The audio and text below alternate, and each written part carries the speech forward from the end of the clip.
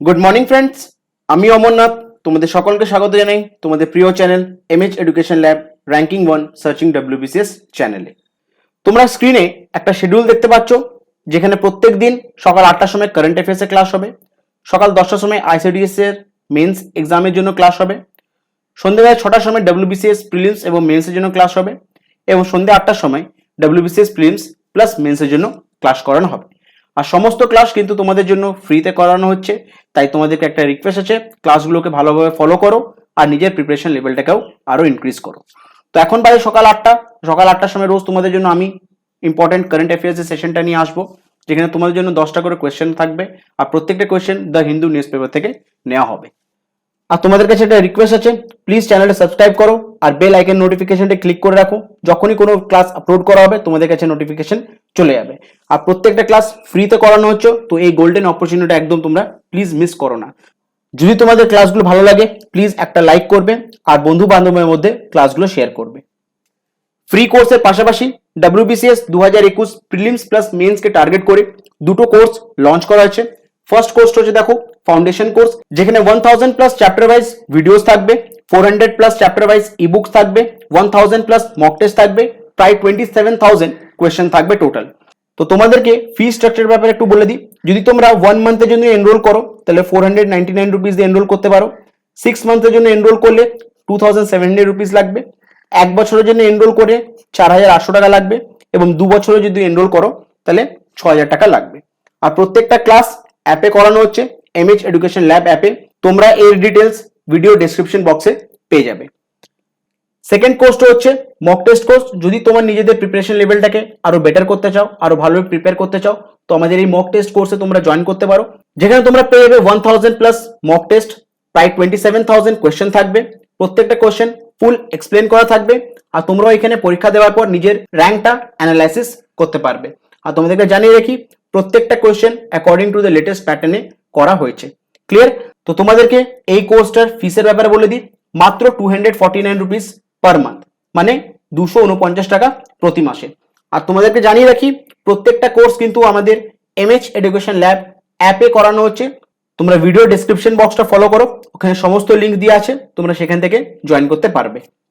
এর পাশাপাশি যে সমস্ত স্টুডেন্টরা আইসিডিএস প্রিলিমস লেভেল ক্লিয়ার করেছে আর মেন্সের জন্য তারা প্রিপেয়ার করতে চায়, তো তাদের জন্য একটা কোর্স লঞ্চ করা হয়েছে, আইসিডিসিএস সুপারভাইজার মেন্স, যেখানে অলরেডি ব্যাচ 5 অব্দি ফুল হয়ে গেছে। নতুন ব্যাচ শুরু হবে, সেটা হচ্ছে ব্যাচ 6। তো তোমরা ওই কোর্সের মধ্যে কি কি পাবে? 100% সিলেবাস কভার করা আছে, 100 প্লাস ভিডিওস আছে, 100 প্লাস পিডিএফ আছে, আর কিছু স্পেশাল মক টেস্টও আছে। আর যার পেমেন্ট হচ্ছে ওয়ান টাইম, সেটা হচ্ছে 499 রুপিস। মাত্র 499 রুপিস ওয়ান টাইম পেমেন্ট দিয়ে তোমরা এই আইসিডিসিএস সুপারভাইজার মেন্স এর কোর্সের জন্য এনরোল করতে পারো। আর প্রত্যেকটা কোর্স আমাদের এমএচ এডুকেশন ল্যাব অ্যাপে করানো হচ্ছে। অ্যাপের লিঙ্কটা ভিডিও ডেসক্রিপশনে দেওয়া আছে, তোমরা ওইখানে গিয়ে লিঙ্কটা ক্লিক করে অ্যাপটা ডাউনলোড করতে পারো, অথবা তোমরা প্লে স্টোরে গিয়ে এমএচ এডুকেশন ল্যাব লিখে আমাদের অ্যাপটা ডাউনলোড করতে পারো। তো আজকে তোমাদের সাথে 17 সেপ্টেম্বর 2020 কিছু ইম্পর্টেন্ট কারেন্ট অ্যাফেয়ার্স গুলোকে নিয়ে ডিসকাস করব, তার পাশে ইম্পর্টেন্ট ফ্যাক্টস এবং স্ট্যাটিক জিকে নিয়েও আলোচনা করব। আর তোমাদেরকে জানিয়ে রাখি, প্রত্যেকদিন প্রত্যেকটা question the Hindu news paper থেকে নেওয়া হচ্ছে, তো প্লিজ তোমাদের কাছে একটা রিকোয়েস্ট আছে, ভিডিওটা পুরোটা দেখার চেষ্টা করবে। তো আজকে ফার্স্ট কোয়েশ্চেন দাও কি আছে, who is the author of the book my life in design? তো মাই লাইফ ইন ডিজাইনের বইটির লেখক কে? তো এর কারেক্ট অ্যান্সার হয়ে যাচ্ছে option B, Gauri Khan. Clear? তো ব্যাপারে একটু দেখে নি। Interior designer Gauri Khan has authored her first book titled My Life in Design, which will be published by Penguin Random House India in 2021. তো গৌরী খান হচ্ছেন একজন ইন্টেরিয়র ডিজাইনার। ওনার প্রথম বই লিখেছেন উনি, যার নাম হচ্ছে মাই লাইফ ইন ডিজাইন। আর এই বইটি পাবলিশ করা হবে পেঙ্গুইন র্যান্ডম হাউস ইন্ডিয়ার দ্বারা। আর কবে সেটা প্রকাশিত করা হবে? সেটা 2021-এ। ক্লিয়ার? চলো নেক্সট কোশ্চেন দাও কি আছে, who among the following has recently been appointed as executive director at World Bank? তো ওয়ার্ল্ড ব্যাংকের এক্সিকিউটিভ ডাইরেক্টরের পদে কাকে অ্যাপয়েন্ট করা হয়েছে? তো এর কারেক্ট অ্যান্সার হচ্ছে অপশন ডি, রাজেশ খুল্লার। তো ব্যাপারে একটু আমরা দেখে নিই। Rajesh Khullar has been appointed as executive director at World Bank. He is a 1988 batch IAS officer. তো ওয়ার্ল্ড ব্যাংকের এক্সিকিউটিভ ডাইরেক্টরের পদে রাজেশ খুল্লারকে অ্যাপয়েন্ট করা হয়েছে। আর রাজেশ খুলের হচ্ছে 1988 ব্যাচের একজন আইএস অফিসার।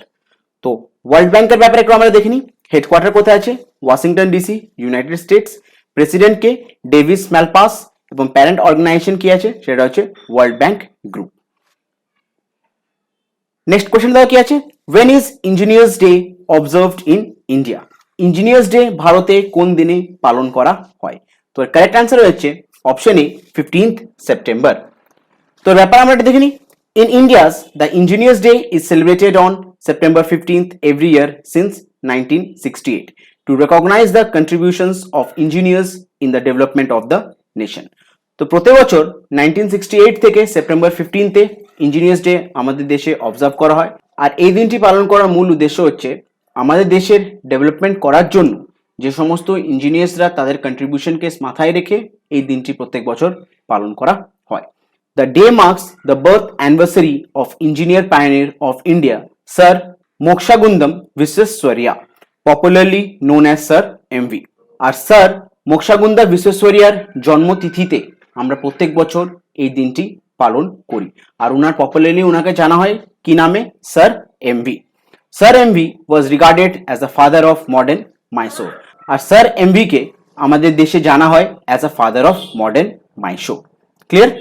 বুঝতে পারলে? চলো নেক্সট কোশ্চেন দাও কি আছে? Who has been elected as new prime minister of Japan? তো জাপানের প্রধানমন্ত্রী হিসাবে কাকে অ্যাপয়েন্ট করা হয়েছে? তো কারেক্ট অ্যান্সার হচ্ছে অপশন সি ইয়োশিহিদে সুগা। তো ব্যাপার একটু দেখে নিই আমরা।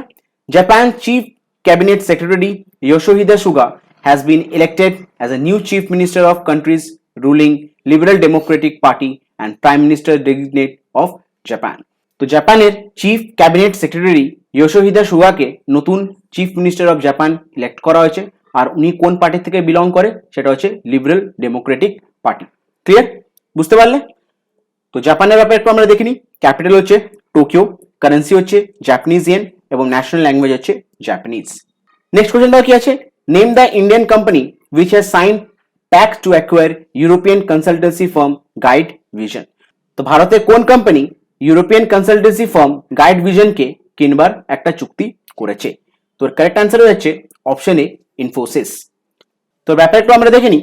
IT major Infosys has signed a definitive agreement to acquire European consultancy firm Guide Vision for up to euro 30 million, approximately $35 million.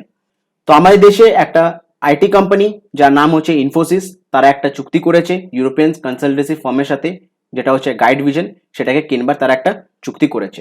আর তারা কত টাকা দিয়ে কিনবে? সেটা হচ্ছে ইউরো 30 মিলিয়ন, আর যেটা অ্যাপ্রক্সিমেটলি ভ্যালু কত হচ্ছে? USD dollar 35 million.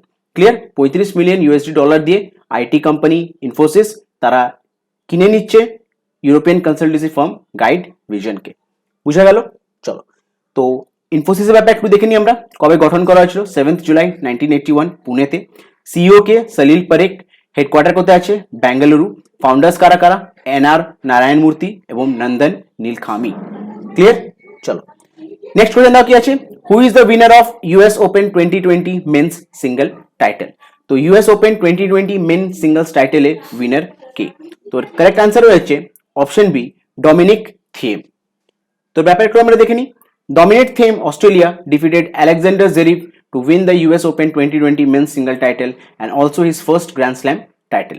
তো ডমিনিক থিয়েম যিনি হচ্ছেন একজন অস্ট্রেলিয়ার টেনিস প্লেয়ার, উনি আলেকজান্ডার জেরিভকে হারিয়ে ইউএস ওপেন 2020 মেন সিঙ্গলস টাইটেলটা জিতেছে। আর উনার হচ্ছে মানে ডমিনিক থিমের হচ্ছে প্রথম এটা একটা গ্র্যান্ড স্ল্যাম টাইটেল।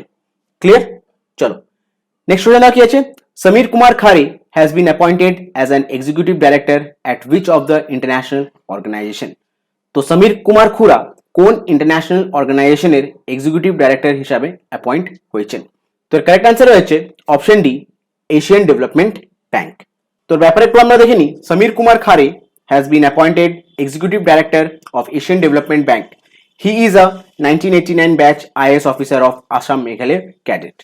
তো এশিয়ান ডেভেলপমেন্ট ব্যাংকের নতুন এক্সিকিউটিভ ডাইরেক্টর হিসাবে সমীর কুমার খুরাকে অ্যাপয়েন্ট করা হয়েছে।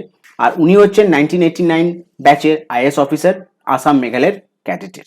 বুঝা গেল? তো এশিয়ান ডেভেলপমেন্ট ব্যাংকের ব্যাপারে একটু আমরা দেখে নিই। হেডকোয়ার্টার কোথায় আছে? মন্দালিয়ং ফিলিপিন্সে। প্রেসিডেন্টকে মাতাসুগা আওয়াসাকা। কবে গঠন করা হয়েছিল? 19 ডিসেম্বর 1966। কতগুলো কান্ট্রি মেম্বার আছে? 68টা কান্ট্রি। আর কি পারপাসে এই ব্যাংকটা ডেভেলপ করা হয়েছে? সেটা হচ্ছে ইকোনমিক ডেভেলপমেন্ট। ক্লিয়ার? চলো নেক্সট কোশ্চেন দাও কি আছে, name the winner of the lifetime achievement award for the year 2020 by Euromoney award of excellence. তো 2020 লাইফ টাইম অ্যাচিভমেন্ট অ্যাওয়ার্ড কে জিতেছে আর এটা কার দ্বারা দেওয়া হয়েছে? সেটা হচ্ছে Euromoney award of excellence. তো ইউরো মানি অ্যাওয়ার্ড অফ এক্সেলেন্সে দেওয়া লাইফ টাইম অ্যাচিভমেন্ট অ্যাওয়ার্ড 2020 কে জিতেছে? তো এর কারেক্ট আনসার হচ্ছে অপশন ডি, আদিত্য পুরী।